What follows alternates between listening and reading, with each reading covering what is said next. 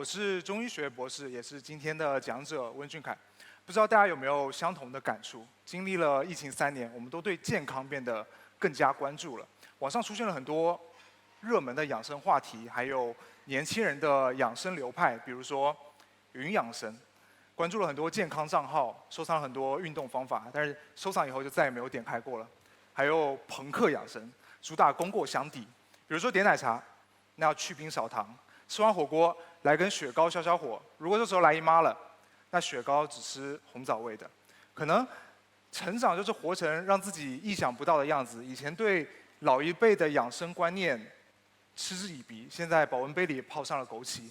以前冬天要风度不要温度，现在早早穿上秋裤，然后还发一条朋友圈：穿秋裤是对冬天最起码的尊重。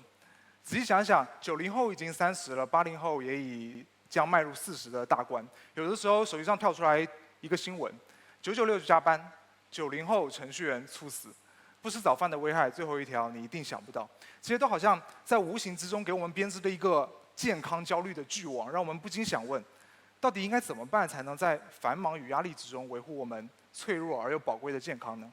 在回答这个问题之前，我想大家可以达成一种共识，就是所有行之有效的养生手段背后一定有可以被剖解的科学逻辑，不然它很可能看似养生，实则伤身。所以现在就让我们从去伪存真的角度出发，一起去看一下那些围绕在我们身边的养生误区吧。第一个，一定要喝热水吗？答案是不一定。大家都知道，高温是可以灭菌的。以前卫生条件不好，喝生水容易导致胃肠感染，但是生水和冷水是两码事。灭菌以后，想怎么喝就怎么喝。热水、冷水只有一个区别，就是它适不适合你。如果你喝了冷水会腹泻的话，那说明你的胃肠平滑肌和肠道菌群对温度比较敏感，那就不要喝了。如果喝了没事，那无妨继续喝。这个问题真正令人困惑的是，到底多少度算热水？没有一个明确的定义，但大家都默认冒着烟的那个叫热水。这就是为什么很多朋友觉得养生和中医好像有点不科学的原因，因为它无法被量化，所以显得有点模糊和抽象。因为我们知道，现代科学是以还原论为基础，就是无限探究最细微的功能和结构。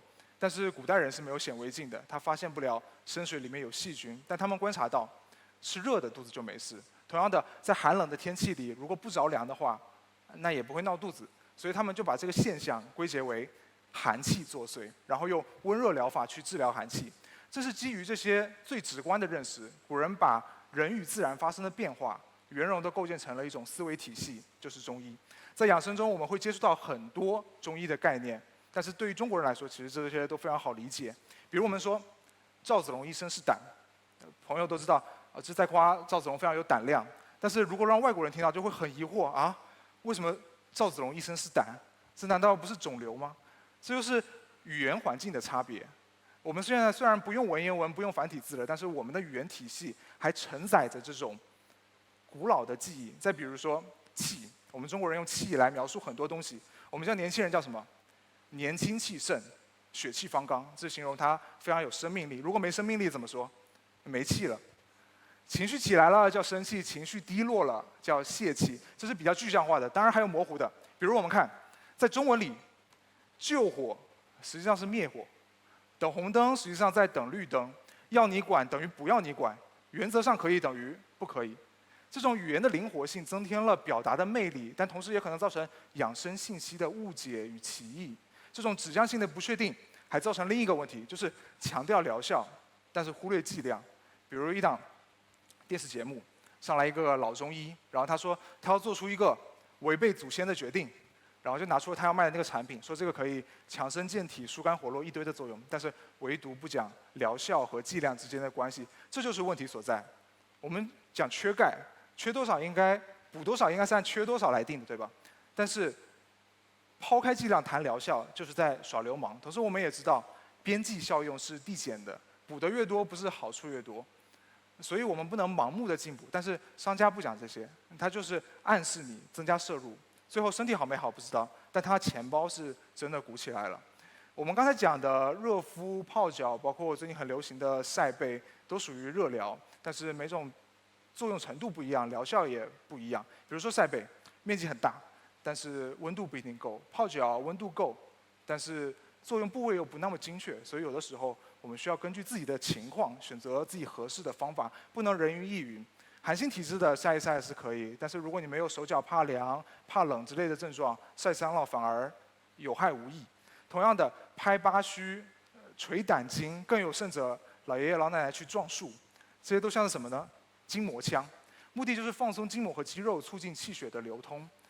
讲完这些，我们算是揭开了养生陷阱的一层面纱。接下来的问题就比较好理解了，比如我们说，生理期喝热水有用吗？实际上是有一点的，因为这一切的罪魁祸首前列腺素，让子宫的肌肉不断的狠狠挛缩，所以无论是热敷还是喝点热水，都可以增加局部温度，促进气血流通，从而稀释前列腺素的浓度，缓解痛经带来的不适。所以男生朋友们，以后女朋友来姨妈了，不要只会说多喝热水，准备好暖宫贴，必要的时候也不要忘了布洛芬。接下来我们再聊聊睡眠。先问一下大家，每天凌晨2点睡，第二天早上10点起，这算熬夜吗？对，其实不算，这只算晚睡。在医学中，我们将熬夜定义为不规律的睡眠周期。我们经常会听到一个说法，就是不要超过11点睡。为什么是11点呢？因为11点到凌晨1点，古代的时候这是子时，传统中医认为这是肝经排毒的时间。现代医学也发现，人体的自我修复大多在凌晨3点前进行，但是肝脏又不需要打卡上下班，它不会说哎呀到点了下班了走了不会的。最关键的问题还是要有固定的睡眠时段，然后醒来不会觉得累就 OK 了。第二个是足够的睡眠时长，这个因人而异，有些朋友要睡10几个小时，有些朋友只用4、5个小时。最痛苦的是每天都睡不到自己想要的那个量，这叫睡眠剥夺，会造成脑卒中和抑郁的风险。最后是良好的睡眠质量，可能很多朋友有想睡睡不着的经历，没关系，记住这几点。第一个，多晒太阳，这样可以使机体释放更多的血清素和褪黑素，这些都是促进睡眠的重要动力。第二个，睡前2小时泡个脚或者洗个热水澡，因为当体温升高的时候，人体会启动调节机制，把核心温度降至平均线以下，低温是可以更好的诱发困意。第三个，多运动，这很简单，就是增加疲惫感。当你这个很累的时候，就非常好入睡，但切记不要睡前运动，不然会兴奋的睡不着觉。第四个，不要在床上做和睡眠无关的事，目的是建立入睡和床之间的条件反射。最后一点，就算一段时间睡不着，也不要心烦意乱，因为人会被饿死，但不会被困死，困到极致闭着眼也能睡。再看第4个问题，有些朋友说上班以后感觉自己虚了，要不要进补一下？我们中国人很喜欢把虚和疲惫、劳累划等号，感觉一提到虚就气血不足，然后就要进补了。其实时代不同了，以前是吃不饱饭、营养匮乏导致的虚弱，现在是吃的太多、太精细，营养过剩、营养失衡，反而造成身体的负担。我们可以想象一条高速公路，如果前面堵住了，后面就一辆车也没有。所以只要把前面的车流疏通开就好了。湿气也是一样的，比如说在人体内的运行，气如果停住了，中医上这叫气郁；如果血停住了，这叫血瘀。水液在体内的流动出现了问题，就叫湿气。为什么会形成湿气呢？简单来说就是吃得多，动得少，脾胃消化又不好。原本应该变成能量的东西，反倒变成了身体的累赘，像云雾一样弥漫全身，这就叫湿气。我们经常会听到一个概念，健脾除湿，意思就是让脾胃勤快起来，不要再生产湿气这样的废料了。当然，湿气也和环境的湿度有关系，比如在干旱的吐鲁番，可能就不需要祛湿了。怎么看自己有没有湿气呢？很简单，如果体态偏胖，皮肤出油，如果一看舌苔又很白，人很困倦，那就8、9不离10了。最近这几年，湿气这个词变得越来越热门。一方面是因为环境、生活水平以及经济习惯的改变，另一方面则是商业的营销和宣传，不断把这个词带到我们视野中。什么祛湿贴、薏米水，实际上祛湿的效果都不是那么好。有的时候我们需要通过自身的一些努力来获得更好的生命状态以及向上的生命力。有的朋友可能会说：“哎呀，平常自己很忙，都没有时间养生。”其实没关系，养生是可以随时随地的。比如在上班的时候，我们也可以带薪养生。第一个，多眨眼，看屏幕久了，眼睛难免干涩和酸胀。这时候，如果你能多眨眼的话，这就是对眼睛最好的自我保护。泪液会湿润眼球表面，从而缓解不适。第二个，我们看一下解剖图。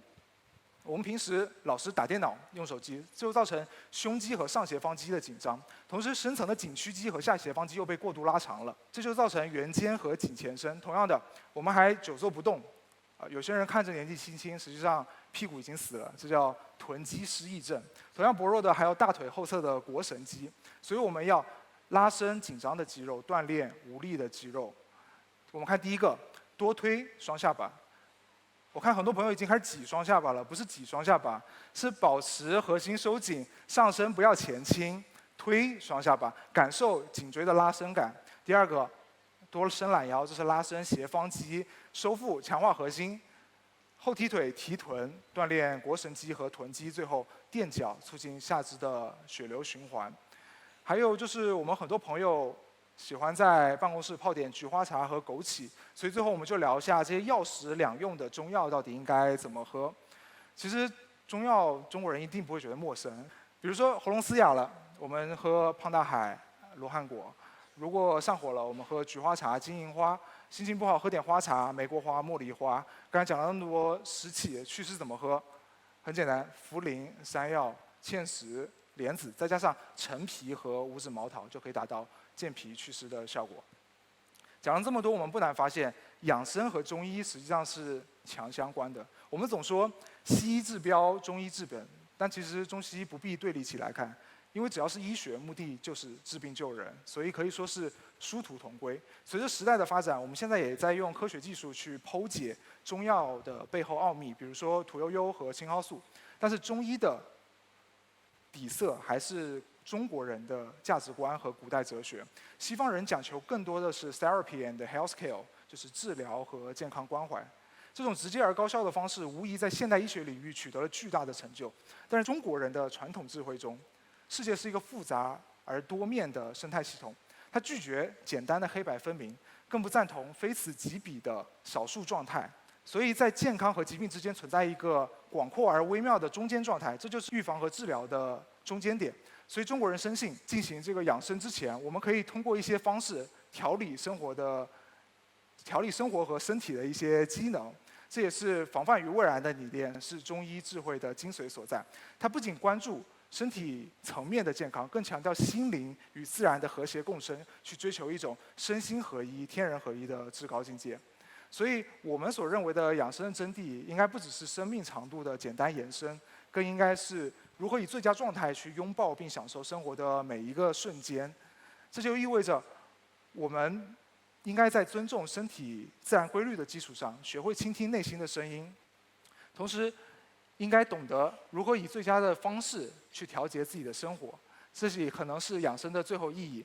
无论是与朋友、家人共度的温馨时光，还是独自去冒险的奇幻经历，亦或是与爱人携手共度的每一个晨曦与朝阳，都会让我们的心灵得以滋养。最后，希望这次的分享可以使大家更好地享受生命的辽阔。我是温俊凯，谢谢大家。